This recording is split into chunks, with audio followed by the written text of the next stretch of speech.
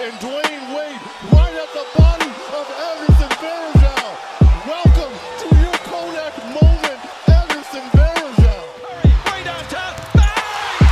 Bang! Oh, what a shot from Curry! All right. Welcome back to the BSPN radio show. Sorry for the delay. We've had a bit of technical difficulties. A lot of technical difficulties. Okay. All right. Well, we're off to a shining start. How are the standings looking this week, Max? I'm not We sure. gotta start with the top of the East. Nothing's changed there. The Bucks are still obviously going to be leading the league in terms of record at 58-20. Do you want to switch seats so we can... Yeah, I actually have a concussion, so this is great. We will be switching seats. Sorry for how random this is, but we will be going with this. All right. Excellent. Okay. Well, as for how to call in, the number is 802-440-4668. Again, 802-440-4668. So call in with questions, comments, concerns, or opinions. Also, we got to start it out with me saying, I told you Duke wasn't going to win it all. I know. That's annoying. Yeah. Certainly is annoying. In the standing sides, 1 through 8 for the Western Conference, those are going to be your 8 playoff teams. As for record, it's still kind of close. The Thunder have fallen off immensely. Mm-hmm. You used to be a 3 seed, are now an 8 seed. We have the Blazers staying at 4 despite the huge injuries to their main stars. Mm-hmm. Nurkic, of course, going to be out for more than a year. A very long time. And McCollum is going to be sitting out the rest of the season. Sorry about that. Sorry, everyone. Then we see the Jazz trying to make a late push. Mm-hmm. And then the Clippers. The Clippers are the story of the season to me. They are the Really? most interesting team this entire season. And then Eastern Conference, not much new. No, not much new in the We East. have the 7th and 8th seed still up for grabs, and we have 6th, 7th, and 8th seats still up. Oh, 6, 7. Well, yeah.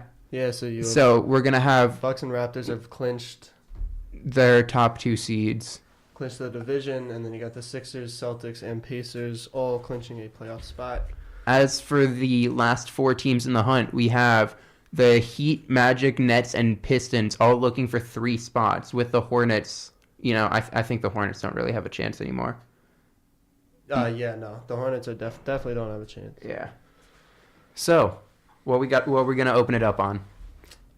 Well, we can talk about Russell Westbrook's historic tribute to the late Nipsey Hussle. He put up 20 points, 20 rebounds, and 21 assists. Yep. He's the first player to do that since Wilt Chamberlain. Who was the first player to do it He's the ever? first player to do it ever. He's the first player to do it since Wilt Chamberlain, and second player to do it ever. And he just went off. He did. He went off. He did. If that didn't result in a win, it would have completely dampened it. But they got the win. They did. Yeah.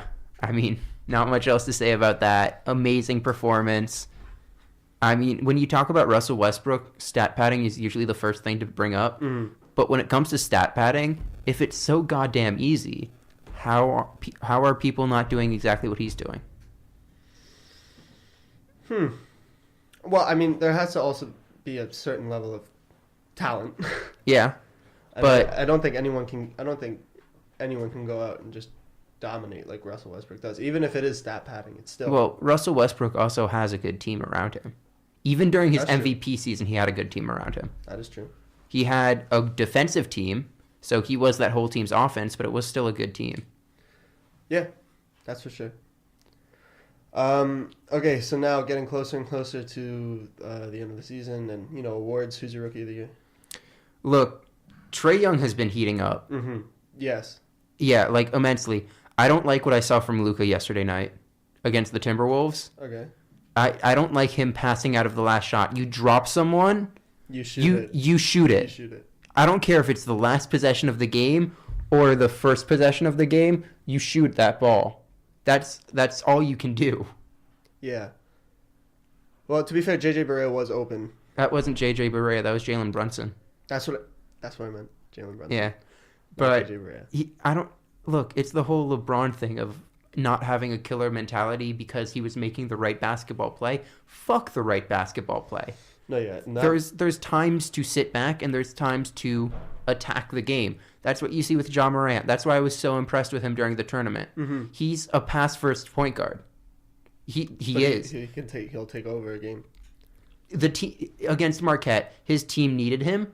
He stepped up. Mm-hmm. He spent the second half of that game just constantly doing everything. Like, he was scoring. He's not a good shooter. Mm-mm. His release is disgusting. He lets it go from right in front of his eyes. But he was making shots. He was doing what he had to. For sure. That's what you need to see from Luka. He was doing that early season. Then he got all of his starters traded. And now look at what he's doing. He's stopped being that amazing pass first, well, not pass first, dual option player. Now he just pretty much plays the game like he's the only one playing it. Mm-hmm. And then you look at the polar opposite in Trae, who started off the season maybe shooting the ball a little too much. Should have been, like, his passes were crisp from the start.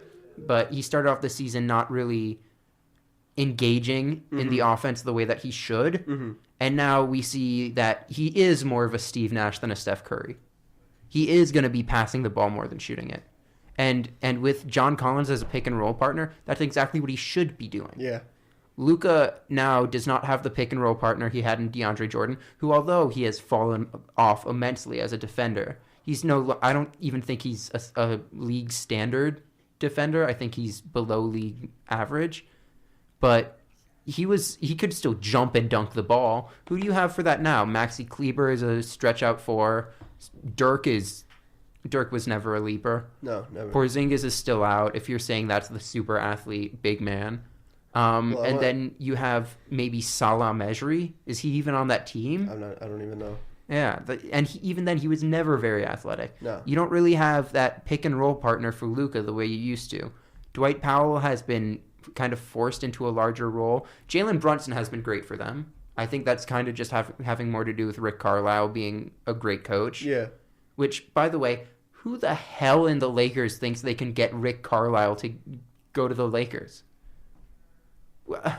Magic Johnson can't even get fucking a shooter to sign with the Lakers. Yeah. You think he's going to get anyone to come there? Honestly. But yeah, I don't like what Luka's been doing late season. I think he still gets Rookie of the Year, but it's so close. Yeah, it's fair. I also think rookie teams this year is super close, this is probably the best memorable draft class in a very long time. Oh, yeah. You look in the later rounds, you look at Mitchell Robinson, potential defensive player of the year moving forward. Second in the league, not amongst rookies, second in the league in blocks per game and in total blocks. Not in total blocks because he's missed some games. But still, amazing. He a big knock on him at the start of the season was he didn't catch the ball. Mm-hmm. His offensive game was not good enough to keep him in. He's really developed. I think DeAndre Jordan is helping with that too. I think so, but he's not worth however much money it takes to bring him back. Well, no, but if you think about it, Mitchell Robinson has been surrounded by offensive first centers in Enes Kanter before he left. Yeah, what was he? Because Enes Kanter was good on offense. No, Enes Kanter was good on offense and trash on defense. We're not arguing that. I'm saying Luke Cornett. Oh, actually, Luke Cornett was also an offensive first center. Noah Vonleh was a defensive first power forward. I think the Knicks should keep Noah Vonleh. Yeah, he is exactly what you want in a glue guy.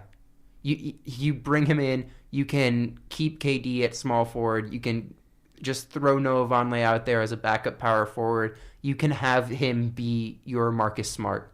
The culture setter, the glue guy who doesn't need his shots, who can take away defensive touches from KD, all of that. You need that type of player. And him and Mitchell Robinson is suffocating.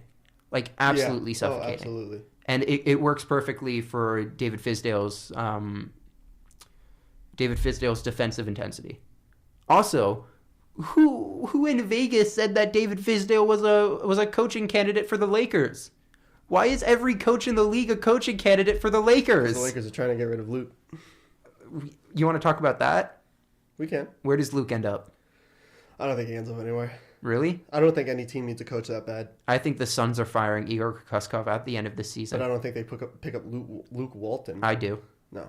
I think they're trying to run a fast-paced offense. I think DeAndre Ayton is going to be pushed out of that a little. They're going to have DeAndre Ayton running a lot, which I don't think is the smartest idea, but they're the Suns. They don't know what the hell they're doing. Mm-hmm. They're going to want, if they get John Morant, they're going to be running up and down the floor. They're going to have Devin Booker spotting up in transition. DeAndre Ayton is an underrated passer.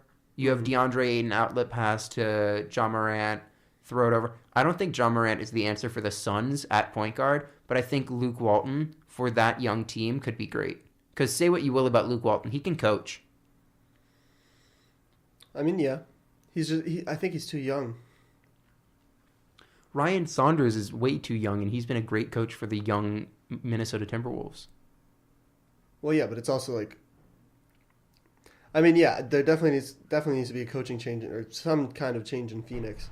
Phoenix needs everything. Yeah. I don't. We also got to talk Wizards. Ernie Grunfeld fired. Yeah. Thank God it finally happened. I know. Like I was convinced they were gonna send off Bradley Beal for like 2 seconds. Yeah. That's what it felt like. They sold really low on Otto Porter. Say what you will. Overpaid? Yeah. Good player. He's a good player. I wanted the Timberwolves to flip something for him. If it would have taken Taj Gibson and Jeff Teague, boom, take him. Then you can put him as a sixth man. But then they take on a lot. That's a lot of money for a sixth man. That's still a good amount of money. It also lets you free off from Andrew Wiggins because then you have another shooting guard.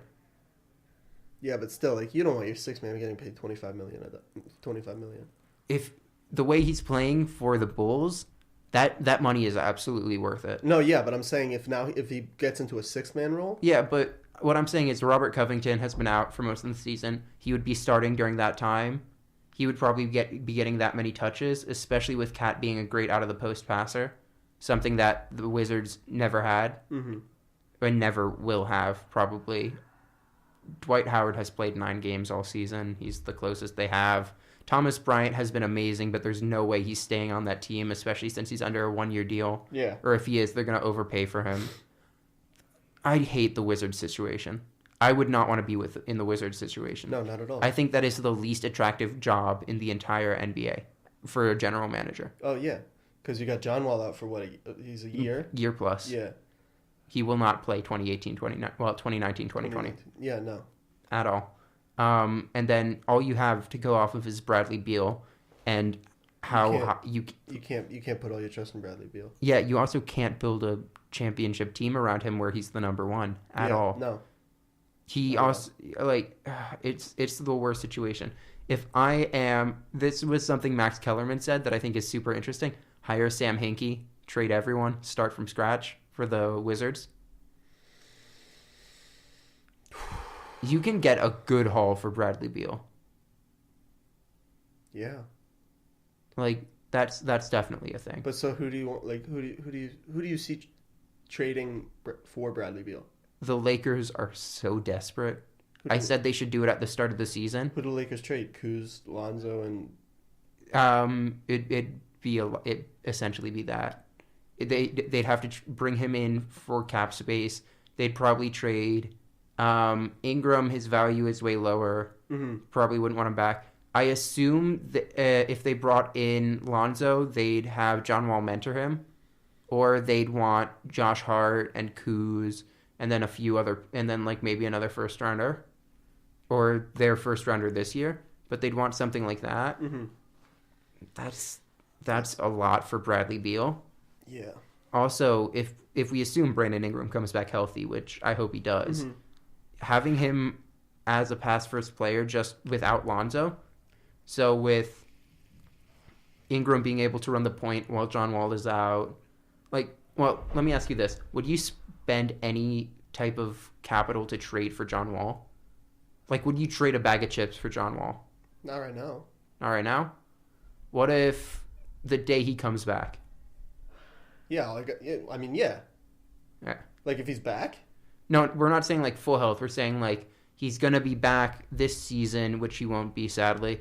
But let's say, what do you think John Wall can get on the free agent market? Not on the free agent market, in the trade market.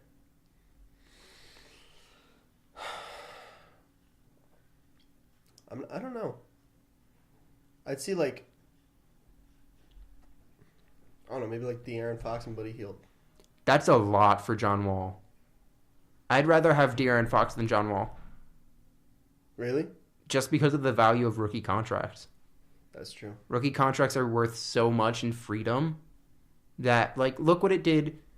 Undervalued contracts are what make championship contenders. Oh, yeah, absolutely. That's why I don't think the Lakers will be a championship contender during their time. That's why I think it's going to be very difficult for the Knicks to do it. Because undervalued contracts are the most important thing. Right now, the Knicks only have one undervalued contract on their entire payroll, which is Mitchell Robinson. Actually, no, they have Damian Dotson as well. I think And Alonzo Trier. Alonzo Trier is on a one-year team option. Oh, okay. That if you want to keep him, you're going to have to do a lot of salary cap management in order to get those two max free agents. Yeah. You'll keep his bird rights, I believe, if you reject the team option, but it'll be tough. And I think if Alonzo Trier is going to warrant something like $6 million or more, which is possible on a free agent market, especially because young talent. Yeah. If that were to happen, I'd want the Timberwolves to go after him so strongly, just because we need an outside star. And, I mean, the comparisons to Stephon Marbury and Kevin Garnett with Alonzo Trier and Karl Anthony Towns would be hilarious to me. Yeah. But it what about Mario Hezonja? Mario Hezonja is not undervalued. No, he's not undervalued. I'm just saying. You do not keep him. We don't keep him? No. We just let him walk? He is going to be out of the league. He's going back to Europe this offseason. I'd put money on it. No one is throwing him a contract.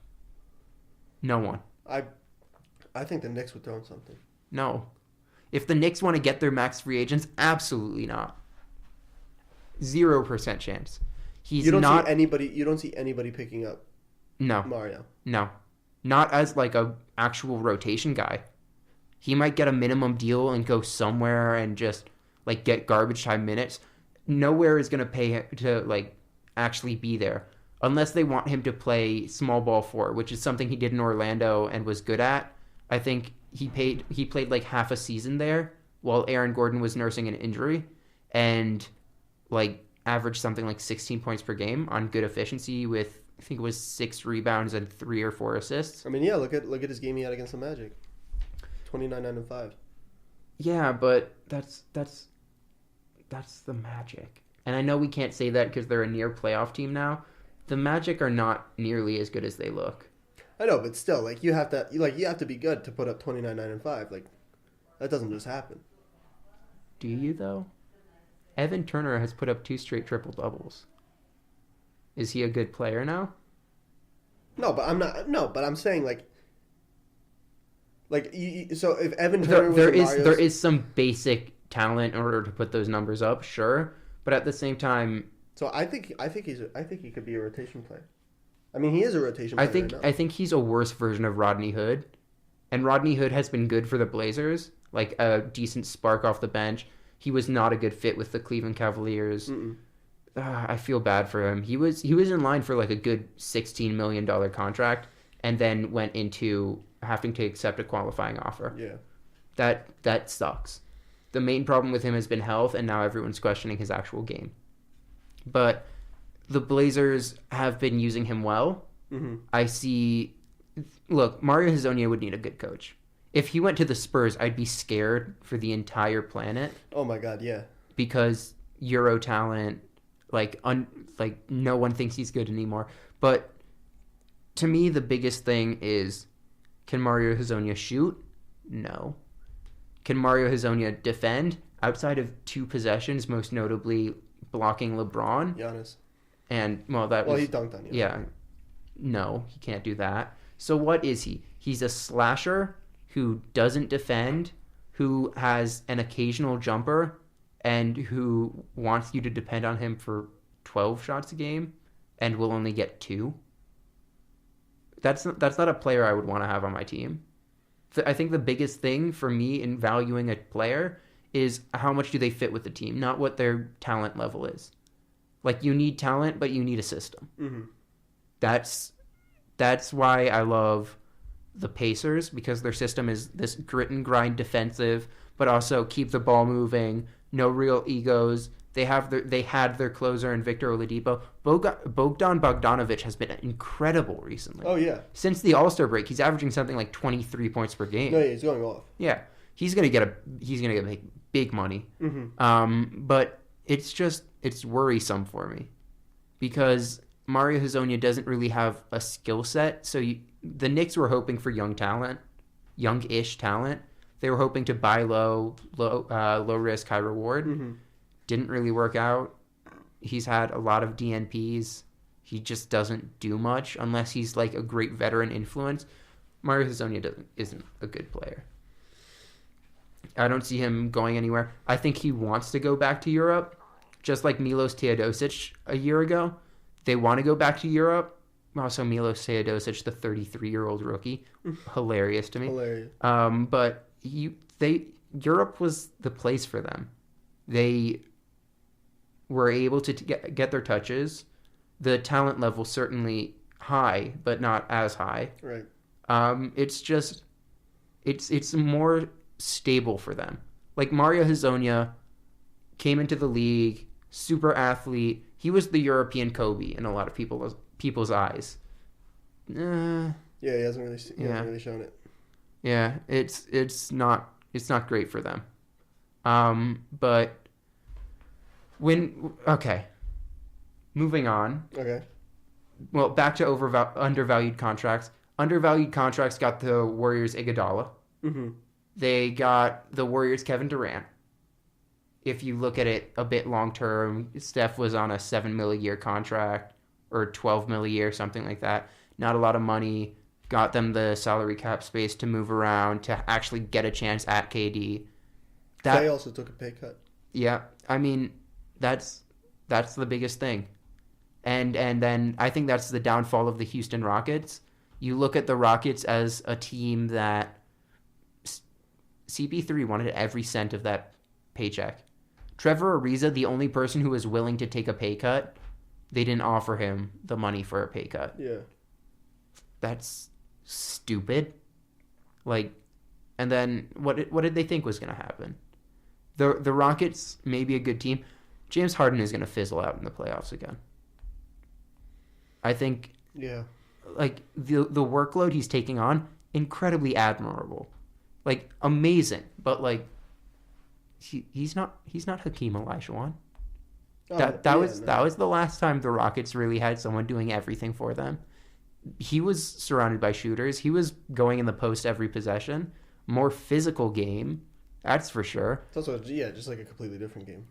Yeah, and that was the last time they won a championship. Duh. But at the same time, that was the last time they had a player that they could really trust in the playoffs. Mm-hmm. I mean, I love T-Mac. T-Mac is probably my third favorite player of all time. He never got the Rockets anywhere. He got them a first-round exit every year. Yeah. Yao Ming, same thing. Yao Ming never really led them anywhere. They had Ron Artest on that team for a while, which was a great fit. That didn't get them anywhere. James Harden has consistently fizzled out in the playoffs. CP3, he is literally known for being a failure in the playoffs. Yeah. I mean, it goes back to the Clippers losing to the Thunder with like 6 seconds left. Yeah, they scored like 40 points in 6 seconds or something like that. It wasn't that. Yeah, but it was like they were up like 6 or 7. He loses the ball, goes down, Reggie Jackson fouled, blah, blah, gets down to it, and then he turns the ball over on his last chance. He reached his first ever Western Conference Finals this past year. I don't understand why people talk about Chris Paul like he's a guaranteed Hall of Famer. No, he's in the Hall of Fame. He's done nothing to make me think that he's worth a Hall of Fame. Look at his assist numbers. He has individual statistics. He is not a winner. He has not gotten his team to be super successul. What has he done? He was an MVP candidate 1 year. He has a lot of individual statistic. Okay. Yeah. Where is CP3 on your all-time point guard list? Oh Jesus. I can give you 5 point guards I would put over. Well, yeah. I could probably give you 10. I'd put Gary Payton over CP3. Steph, Magic, Stockton, Kidd, all obvious. Mm-hmm. Nash. Who else is there? Oscar Robertson, Big O. I'm not sure I would put Westbrook over him. I would put Westbrook. I would put Westbrook over Chris Paul. Legacy-wise, sure. As a player, I'm not so sure. Just because Westbrook by himself has won even less than CP3 has. CP3 in Charlotte had a defensive team around him and led them to like a high seed in the playoffs, won them playoff series. Russell Westbrook, since Kevin Durant left, has not won a single playoff series. Well, because he's doing everything himself. With PG last year? Okay, fine. Yeah, fine. He has Paul George, and then he had like Carmelo Anthony for like 30 minutes. And he has Steven Adams, and he had. Although Victor Oladipo may not have been the offensive player that he was in OKC, that he is now in OKC, he was still a damn good defensive player. Right, as was Andre Robertson. As was Jeremy Grant. But Russell has grown. I think Russell is playing the best years of his. I agree. This is the best year of his career. This past year. Okay. Oh yeah. Yeah. Because since Kevin Durant left, he has been playing his best individual. Yeah. I think before you remember when Kevin Durant got hurt and was out for the whole season? Yeah. Before that, Russell Westbrook was still a team before individual player. I think that switched it. Because he went on this tear to end the season. They missed the playoffs. But he tasted what it was to be the top dog. And I think that's backfired immensely. All right, but moving on. What we got? Zion lost. Yeah. But he was dominating. Yeah, but he also deserved to go out against Virginia Tech or against UCF. Well, yeah, it was like if they won the game, everyone's calling it rigged. Yeah, everyone. Come on, yeah, no. I also had Michigan beating them. I saw a defensive, grinded out team that wasn't going to turn the ball over, wasn't going to beat themselves. The key to beating Duke this year was limiting them going out in transition and playing stuff. Well, Duke's half court offense was not nearly as good as their full court offense because athletes. Well, yeah. Yeah. Nobody could stop them fast break. Yeah. So you looked at Michigan, which was a team that wasn't going to turn the ball over. They weren't going to beat themselves. You had to beat them. Mm-hmm. And Duke did not. Yeah. Also, Coach K has been kind of a failure. Not Coach K. Is it Coach K? Yeah. Coach K has been kind of a failure over the past few years. Well, he's had Marvin Bagley. He's had Jason Tatum. He had Wendell Carter. Now, he had RJ, he had Zion, he had Cam Reddish. Has not gotten to a single Final Four with any of them. None. Yeah. That's tough. Yeah, that sucks. Like, he's also he's no Greg Popovich or Bill Belichick. I think people overrate how good of a coach he is. Well, no, in the early and middle years of his career, he's definitely on the decline. No, I'm not. I think the biggest thing about Coach K is that he's way better at recruiting than actually coaching. Oh, well, but I think he's much better now. He's much better at recruiting because he was such a good coach. Yeah. To start off. Maybe. I mean, there was a point when he was the clear-cut Olympic coach. Yeah. Yeah, and that was his time as a coach. But now we see his game plan is a bit off. It looks like he's trying to just coast on talent, which we know that usually you can do that for the first 2 rounds, first 3 rounds maybe. And we saw him, and he almost got caught up. It almost caught up to him in the first 3 rounds. Yeah, and then, look, I love Trae Jones. I think Trae Jones is... So I think the Suns should not go point guard with their first round selection. I think they should go power forward. Oh. Look, and then I think... Come on, no, because if the Suns do that, then they still are looking for a point guard. Okay. Nobody's there are signing so many good veteran point guards in free agency. But who's going to sign with the Suns? They threw money at Trevor Ariza. They threw $15 million for 1 year at Trevor Ariza. That's stupid. Overpay for a veteran point guard. Trevor Ariza? Power forward. No, overpay for like a Patrick Beverly. Patrick Beverly, because you need to focus Patrick on... Beverly would be perfect for that team. No, Patrick Beverly does not make a team. He's just a defensive anchor. Okay. Like he can pass the ball. Yeah, he can pass the ball. I don't think he's gonna be a mentor for Devin Booker. You don't need that. You need someone that will get in everyone's face. Everyone. I mean, this could either turn out very well, yeah, but you also or it would can't, be a Jimmy Butler situation. You also can't bank your like. Don't worry, everybody. We're getting Patrick Beverly. The Suns need to do something big this offseason. I don't think that's Patrick. I don't Beverly. think John Morant is that either. Okay, so who do you think If I'm the Suns, I trade back. Trade down? Yeah, and I get Kobe White. I get Trae Jones. I get a point guard who plays both sides of the ball and is a facilitator first. You don't need... And I know I just said John Morant is a pass-first player, and he is, but he's also a driving player. You're essentially just making a new version of the John Wall, Bradley Beal backcourt with Devin Booker and John Morant. But that's dangerous. Yeah, but we also saw how the egos worked out there. Well, but the ego, we can't compare John Wall's ego to John Morant. Yeah, to John Morant's ego, and same thing with Devin Booker and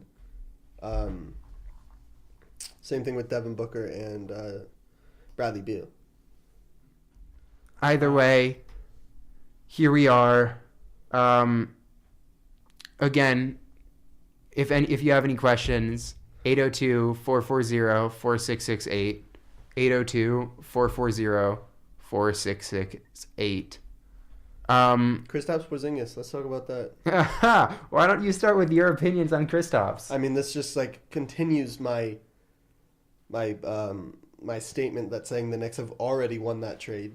Okay. But second of all, he's obviously denying everything that's been put against him, but it's some pretty specific Let's start with the allegation.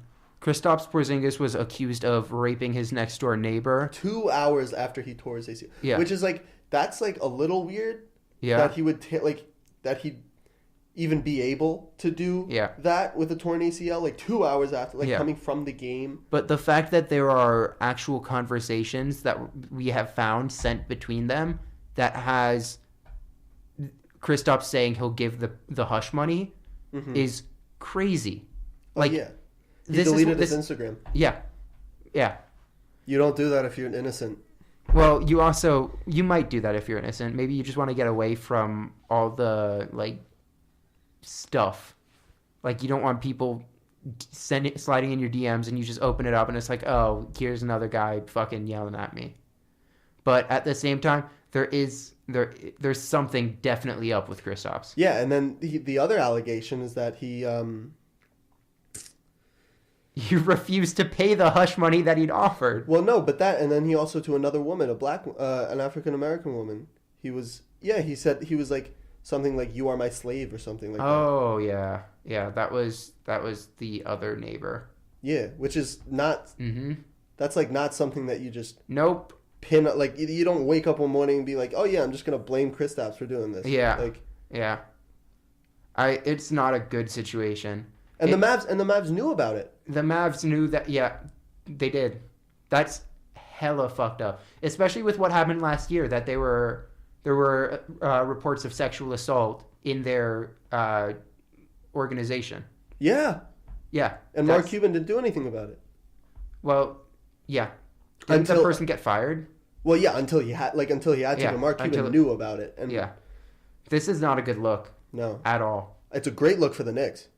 I mean, it's a great look for Knicks management. People have been talking about how Knicks management has been dysfunctional over the past 20 years, and they forget to realize they know what they're doing now. They know what they're doing now, and that's why I am so excited for this offseason. They got Dennis Smith Jr., DeAndre a Jordan. lot of cap space, like nearly $40 million of cap space. Yeah, forget about what they got. Like, and what they got was good, but just think about what they got rid of. Yeah. Tim Hardaway Jr.'s ridiculous contract. Yeah. He's Kristaps shooting 40% field goal percentage since that trade. Kristaps Porzingis, who's now having all of this What do you shit. think will happen there? Because if this were the NFL, we'd be looking at a potential 16-game suspension, 12-game suspension. The NBA doesn't do it like that. The NBA is really different in how they hand out of-league problems. I mean, well, so there has to be more, like, an investigation has to... Because... But if it's true, I don't, like... You think he loses any playing time in the NBA?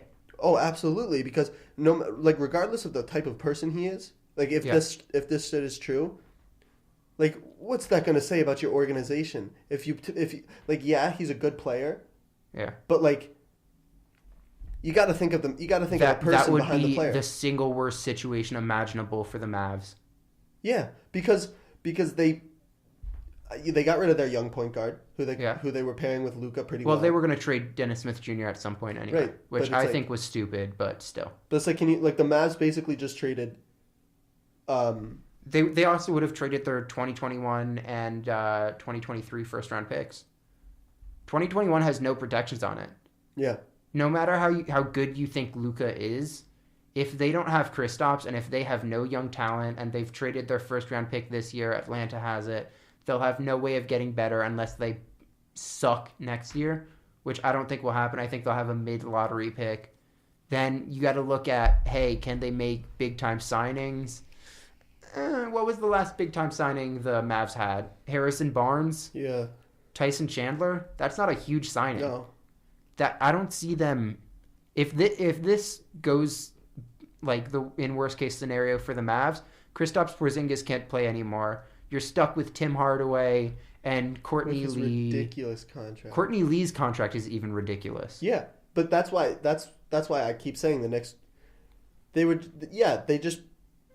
I don't know. That's why the Knicks front office has been horrible up until, like... Have you forgiven the Knicks front office? Is that what I'm hearing? I was just mad at Phil Jackson. Oh, yeah. Like, that was horrible. Mm-hmm. Yeah.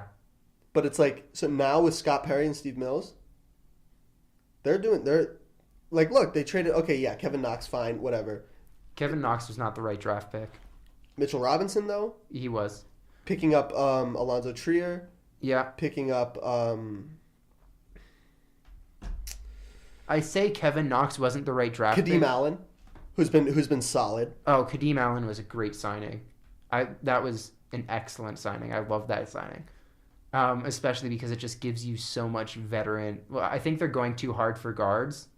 Noah Vonleh was great. Noah Vonleh. You look at Mario Hezonja, may not have been a great signing.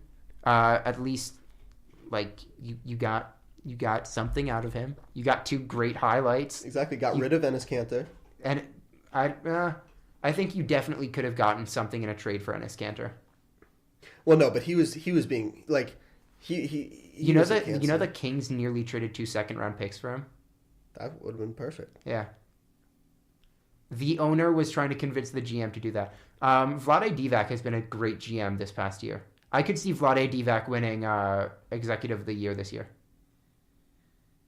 which would be super interesting. Either that or Masai Ujiri. Really? Yeah. Just because Masai brought Kawhi to Toronto. I mean, that's bringing... I still think he's top 5. Kawhi.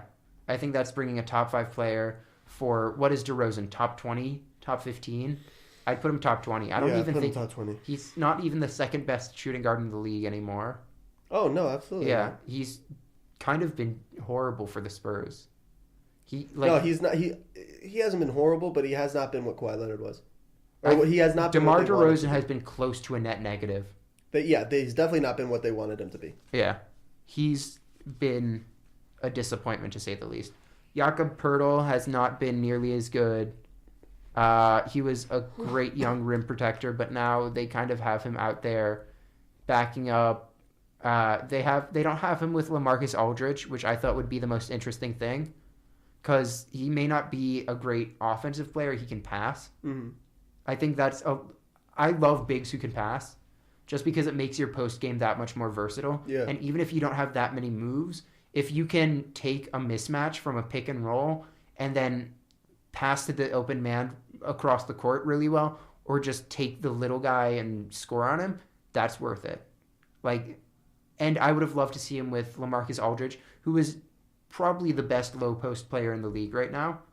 I think LaMarcus Aldridge is better in the post than Joel Embiid, just because how effective he's been there. But it's really interesting. You know who the Knicks need? Who? Carmelo. If the Knicks, can you repeat that, please, so we have it on record? If the Knicks, well, think about it, because Carmelo, he's definitely not going to come into any organization that he signed with and be like, okay, now I'm the top dog, like everyone. No, he knows. Hopefully, now he would know his role, which would literally just be a veteran presence who knows how to win. Does he know how to win? He knows how to win. Okay, continue. It's just he would be great for Kevin Knox, I believe. Well, Kevin Knox is trying to be that kind of player. He is. Yeah. Yeah. But do you really want to bring Carmelo back? Maybe not as a player, but what about an assistant coach? You don't want to give Carmelo that type of power. Not in your organization. But I feel like he would be such a good mentor to Kevin Knox. I mean, you bring him in to talk to the players once or twice, that type of stuff, but there's a reason why no team in the league wants him. And that's very sad, and I wish a team did. I think they're being a little unfair to Melo. I think Melo was just he left New York going to OKC thinking that he was still 2011 Carmelo. Yeah. And he just got, smacked in the face. Yeah. And then got traded a whole bunch of times and is now not on a team. Yeah. I mean, Chicago Bulls Melo is a legend. Yeah. And Hawks Melo. Yeah. Hawks Melo is the greatest player of our generation. Move over Dominique Wilkins. He is the greatest Hawk of all time. Yeah. What else we got? We got to talk. Steph Curry has been apparently shooting with blurry vision his entire career. This scares me. This scares me so much. I don't think it's going to be that different. I think people are just playing it. People are just playing it up because it's hilarious that he's been doing all this with blurry vision. I don't think. I mean, he has been shooting pretty badly. Can you imagine he just shoots from 3/4 court mid game and just banks it? Yeah, he has been shooting poorly. Recently, sub 37%. I mean, for him, he's still above league average. Right, but for him, I'm saying is he has not been shooting his best. So I think this it might be a little better. I don't think it's going to be it's still just hilarious that he's been doing this his entire career with blurry vision. It's Jesus Christ. It's like hearing that LeBron has a bum knee and has been playing his whole career with a bum knee. Yeah, exactly. It's just something ridiculous like that. How? What is this? But then we got to go to the Warriors quickly. Mm-hmm. The 5 All-Stars for the Warriors: Steph, Clay, KD, Draymond, Cousins. How many of those 5 do you think are still here at the end of the season or at the end of the offseason? Well, Curry, I think. Okay. Curry is still under contract, so that's Draymond. Yeah. Probably Clay. Just because I think I think he's fine with. He is a good situation for himself, which is the second man. He's not this money hungry or ego driven player. He's this player who, if you put him on the floor, he's going to give you buckets. He's going to give you points, and Yeah. And you're not going to hear anything from him. Yeah. So I think the Warriors definitely try to keep Clay, and Clay definitely wants to stay. Yeah. Kevin Durant is gone. As a Knicks fan, I'm saying that he's gone.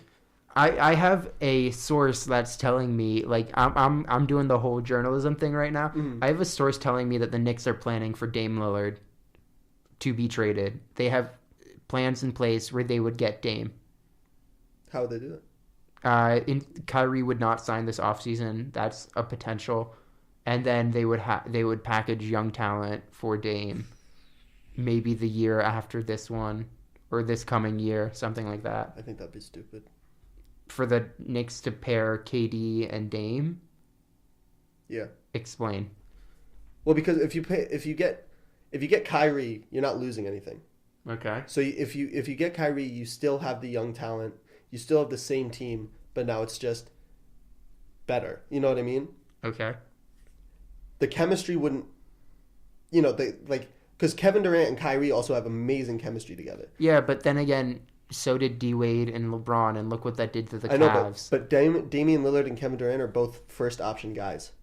You can't have a first option point guard in Damian Lillard and also a first option small forward in Kevin Durant. What was LeBron and Kyrie?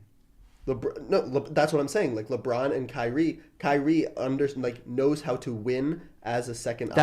That was a point guard and a small forward, both first option. I know, that's what I'm saying. Kyrie. You can have 1A, 1B. That's what KD and Dame would have. No, I think I don't like. I mean, I love Damian Lillard. He's one of my favorite basketball players ever.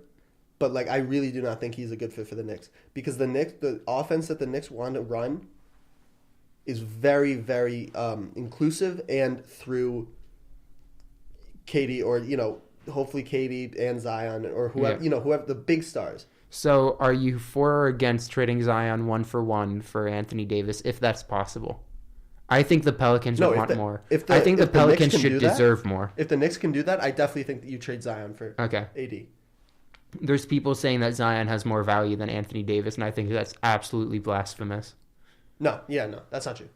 Yeah, I mean, Anthony Davis, when you get down to it, is a top 10 player, absolutely top 7. I don't think he's top 5. I think you got to stay on the floor for more than 60 games a season. You got to actually be with your team.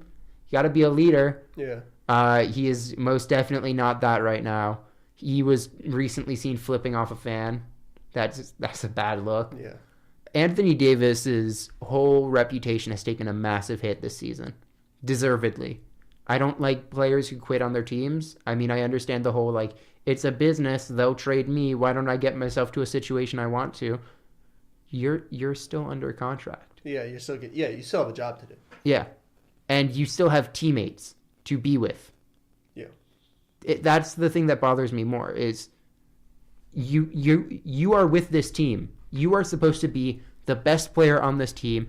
You said you would give them a good chance this offseason and then a good chance this season to go with it. Right, but the blame is also on the Pelicans because they did absolutely nothing. They were Elfrid Payton was a good signing. Yeah, but he's also Julius Randle was a good signing. Okay, yeah, but still that's those signings aren't going to get you into the finals. Maybe not, but those I think signings aren't going to get you into the playoffs. past 2 years the Pelicans have done very little wrong. It's just been bad luck. It's been bad luck, but they also aren't they got Cousins, but he got hurt. What other star has been on the market that the Pelicans could feasibly trade for? Jimmy Butler? What were they going to offer for Jimmy Butler that didn't include Drew Holiday? Nothing. Yeah. They tried to trade Niko Mirotic in a first for Jimmy. That didn't really work. Yeah, no one's going to take that. What were they going to do? They couldn't sign anyone in the off-season that's big. I want to go back. I want to go back to the Damian Lillard on the next thing. Okay. Because also Damian Lillard has always been the first option. Yeah. Kyrie Irving. Not his rookie year. Okay, but since Damian Lillard has been Damian Lillard. Okay. I mean, since Damian Lillard has been Dame time. Exactly. He's always been the first option. With Kyrie knows how to win. And look at Kyrie as a first option with the Celtics. Okay. He's a mess. He needs another if you you get Kevin Durant on the Knicks and now he's the number 1 option. Okay. You get Zion or you get Zion or you trade for Anthony Davis and I think Zion would be a disgustingly horrible fit if the Knicks get Kevin Durant and Kyrie. Well, I think it'd be a horrible fit. Well, yeah, but we also don't know because we just know Zion as give him the ball and get out the way. We need to see him in a real NBA system to know what kind of system works for him. You know what I mean? Yeah, but at the same time, you can see where a player's strengths and weaknesses are. Like, I know day one, Zion's going to be a good defender. Day one. Mm-hmm. I know that day one, he's going to be able to go out in transition, and he's going to be able to dunk the ball hard as shit. Mm-hmm. That's not going to mesh really well with Kyrie or KD. KD is not a fast break player, not really. He'll take the ball in transition himself. Is he going to be running pick and rolls with Zion? I'm not sure I like that fit. Same with Kyrie running pick and rolls there. Like, what would Zion's role be on a team like that? To get the ball, like when we need a bucket or a rebound, then you like, give it to KD. When you need a no, bucket. no, it's like if you have Zion driving down the lane and the defense collapses on him, you pass it out to either Kyrie or Kevin Durant. Neither of them would be fine with that. No, but I'm saying like, I'm not saying Zion's the first option. I'm saying you have Kyrie Irving as your point guard. Okay. If you need someone to drive the lane, you have Zion. And if you need a, a three or a mid range or a dunk or whatever, you have Kevin Durant. Okay, but here's my thing.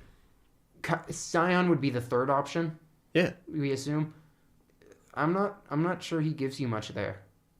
That's why I'm completely fine with trading Zion for Anthony Davis. Because that team fits more with Anthony Davis. Anthony Davis doesn't need those shot attempts. That's true. That's what happened with Kevin Garnett. Anthony Davis doesn't need the shot attempts. He's fine. He's your defensive anchor. If you can get him 1-for-1 for Zion, you have him next to Mitchell Robinson. That defense would be impossible. You could not score on the inside. No, yeah. At all. Period. You would have KD, who has become an excellent rim protector. Mm-hmm. So you have 3 near 7-footers or 7-footers that can clog up everything. You have 2 potential defensive player of the years in Anthony Davis and Mitchell Robinson.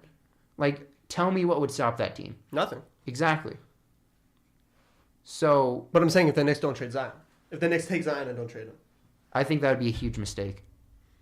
If the Knicks get the number 1 pick, I would draft Zion and then I'd do something Andrew Wiggins-esque and try to...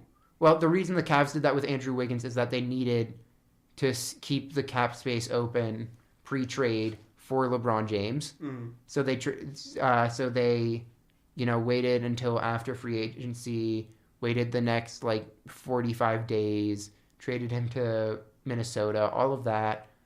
That's what the Knicks should do with Zion. Yeah. I think you need... Anthony Davis is on the market. He is going to be fine with not being the first option. He was fine with Drew Holiday essentially being the first option on offense in that playoff series against the Blazers. That is the player you need over Zion. Yeah, absolutely. You want to do your football 5? I got to do the football 5. Before we Russell Wilson gave the Seattle Seahawks a deadline for when he wants his new contract. Really? April 15th. If he does not get his new contract by then, he said he's probably not signing an extension there. He wants Aaron Rodgers money. He wants to be the highest paid quarterback in football. That's not going to happen. I mean, look, I would have been entirely fine with... Here's my thing. If he wants to go to the Giants, give him to me. Please. Well, yeah. Immediately. Obviously. I also don't think it would cost as much.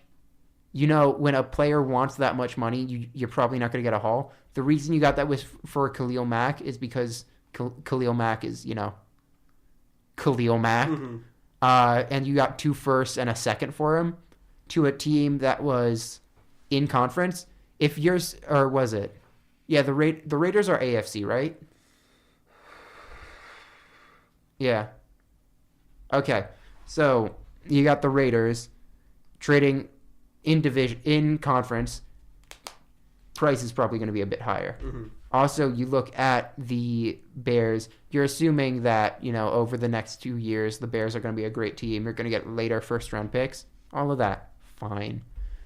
I think the Giants could legitimately get Russell Wilson for the 17th pick, the 35th pick, and next year's second. I think that could happen. Just because he's a player that wants that much money. Mm-hmm. And considering we have a young team, giving him that much money is entirely fine. Like, who do we have on the roster that is getting a lot of money? We have dead cap in Olivier Vernon. We have dead cap in Odell Beckham Jr., obviously. Mm-hmm. And then we'd have dead cap if we cut Eli Manning. We won't have dead cap if Eli Manning is gone at the end of the season. You get Russell Wilson in a read option with Saquon Barkley, that offense is unstoppable. Yeah. Oh, yeah. Like, it's like Dak and...